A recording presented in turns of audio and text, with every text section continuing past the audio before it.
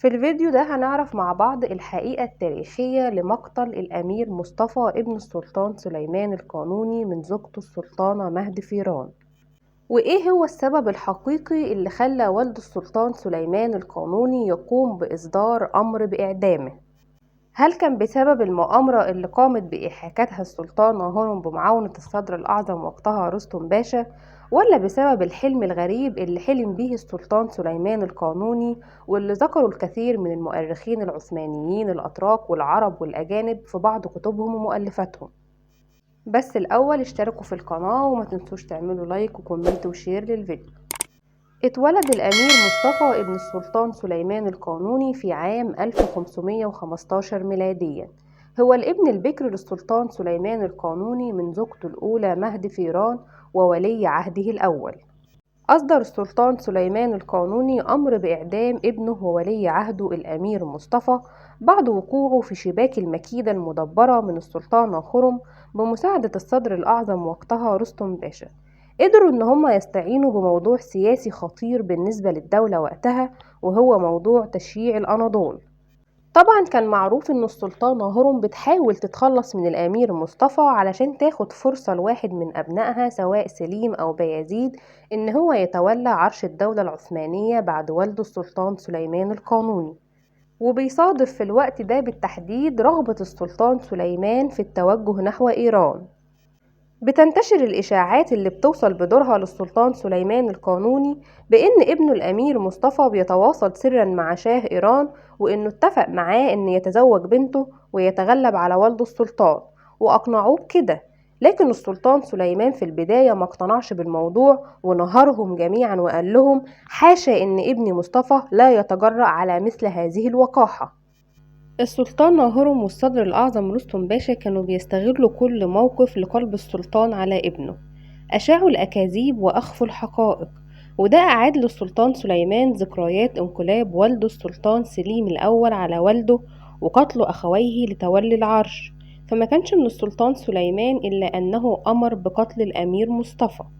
يروي أحد المؤرخين بأن الأمير مصطفى دخل إلى خيمة والده وانحنى تعظيما وإجلالا له، ولكن لم يمهله أحد للدفاع عن نفسه، وتم قتل الأمير أمام أعين والده علشان تبقى دي النقطة السوداء في تاريخ أعظم سلاطين الدولة العثمانية، وهو السلطان سليمان القانوني.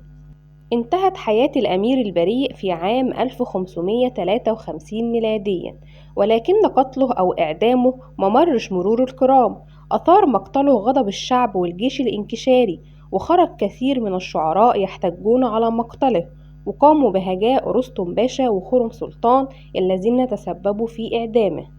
من المعروف تاريخيا وتم ذكره في بعض المؤرخات العثمانية بالتحديد بأن الأمير مصطفى تم قتله عن طريق خنقه بخيط من حرير بواسطة رجال صم بكم مختصين بهذه الأمور. أما عن الحلم الفظيع اللي حلم بيه السلطان سليمان القانوني، وذكروا بعض المؤرخين العثمانيين في كتبهم ومؤرخاتهم، وبيقال إن الحلم ده كان سبب في صدور السلطان سليمان القانوني أمر بإعدام ابنه الأمير مصطفى. فإن الحلم ده بيقول إن الأمير مصطفى أول ما تولى عرش الدولة العثمانية قام بصدور قرار بإعدام جميع إخوته ومعاهم أمهم السلطانة هيام.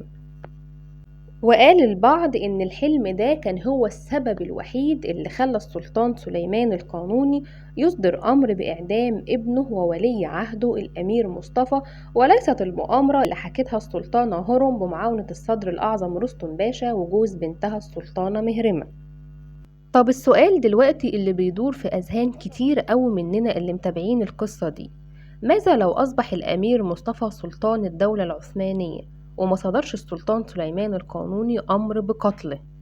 طبعا في الحالة دي كان هيكون الأمير مصطفى سلطان للدولة العثمانية، لأنه الأقوى والأقدر بذلك المنصب، لأنه كان محبوب من جميع ما في البلاط العثماني سواء الجيش الانكشاري أو حاشية القصر. لكن للأسف مصير الدولة العثمانية هيكون هو نفسه، وده لأن أسس التاريخ واضحة، وكل دولة في التاريخ بتمر بدورة من العدم إلى الذروة إلى السقوط. فإذا لم تنحدر الدولة بالسلطان سليم الثاني وذريته، فإنهم أكيد كانت ستنحدر بأبناء مصطفى أو بأحفاده، فهكذا هو قانون التاريخ.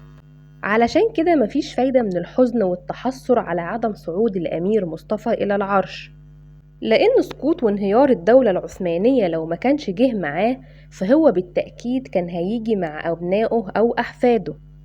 ومن الجدير بالقول أيضا ولازم نقوله إن ما كانش فيه هناك ضمانة تاريخية أكيدة بإن الأمير مصطفى لو صعد على عرش الدولة العثمانية إنه مش هيقوم بقتل إخوته، لأن العادة العثمانية جرت على ذلك، فربما كان سيتخلص منهم علشان يطمئن على ملكه. وعلشان كده ذكر أحد المؤرخين إن لا يمكن اللوم كثيرا على السلطانة هرم لسعيها للتخلص من الأمير مصطفى لحماية أبنائها، فحتى لو كان تولى الأمير مصطفى عرش الدولة العثمانية فإن الدولة كانت ستزول. كما إنه لا يجوز أن ننسى إن للسلطان سليمان القانوني الكثير من الإنجازات اللي حققها للدولة العثمانية عسكريا وتشريعيا وحقوقيا، فقد كان السلطان سليمان القانوني من الرجال الأقوياء الذين صنعوا الرخاء والطرف للدولة العثمانية، وكان لابد أن يأتي رجال ضعفاء يستمتعون بهذا الرخاء والطرف ويصنعون الأيام الصعبة كما قال العلامة ابن خلدون. يقول الكاتب العثماني أحمد قندوز إن قتل الأمير مصطفى بتهمة عصيانه للدولة كان بأدلة خاطئة وبشهود زور، ومع إن إعدام الأمير مصطفى دخل ضمن إطار قانوني وأقنع الناس بأدلة زائفة، لكنه أحدث بلبلة كثيرة داخل القصر العثماني والدولة العثمانية بأكملها، وحزن الأمير جهانجير كثيرا لمقتل أخيه ومات في العام نفسه. وقتها أيضا حصل بلبلة كبيرة داخل الجيش الإنكشاري وطلبوا بإلحاح عزل الصدر الأعظم رستم باشا، فقام السلطان سليمان بعزله مضطرا لأنه قسم كبير جدا من الجيش بدأ يميل للطرف الآخر، وأصبح الأمير مصطفى أسطورة لدى الشعب العثماني، وبدأت كثير من المراسي تكتب من أجله، بل ظهر أيضا من ادعى إنه الأمير مصطفى وجمع حوله الآلاف من الناس. زوجات الأمير مصطفى كانوا فاطمة همدان خاتون وبيجام نورجهان خاتون والسلطانة رميساء، وأبناء شهزادة سليمان ده تم دفنه في أماسيا، وشهزادة أحمد دفن في قونيا، والأمير أورهان وشهزادة محمد دفن في بورصة، وبناته هم السلطانة نرجشاه والسلطانة عائشة ومهرشة سلطان وهندان سلطان وفاطمة سلطان وراضية سلطان. ما كانش فيه على قيد الحياة من أبناء وبنات الأمير مصطفى إلا واحدة بس، وهي نرجشاه سلطان اللي عاشت مع جدتها السلطانة ناهد دوران داخل القصر القديم، لحد ما جه أمر من القصر العثماني بتزويجها من الداماد شلبي أحمد باشا اللي كان حاكم على كوتاهية لمدة 20 عام، واللي توفى في عام 1562 ميلاديا. وهكذا بتترمل السلطانة نرجشاه وهي في أواخر العشرينات من عمرها. بكده نكون اتكلمنا مع بعض وجبنا من داخل الكتب والمصادر التاريخية كل الأحداث والمعلومات المتعلقة بمقتل الأمير مصطفى. أتمنى يكون الفيديو عجبكم، ما تنسوش الاشتراك في القناة واستنوا الفيديوهات اللي جاية. معايا أنا هنا علي في زي التاريخ ما بيقول، ولو في أي سؤال عند أي حد من حضراتكم ياريت تكتبوه في كومنت.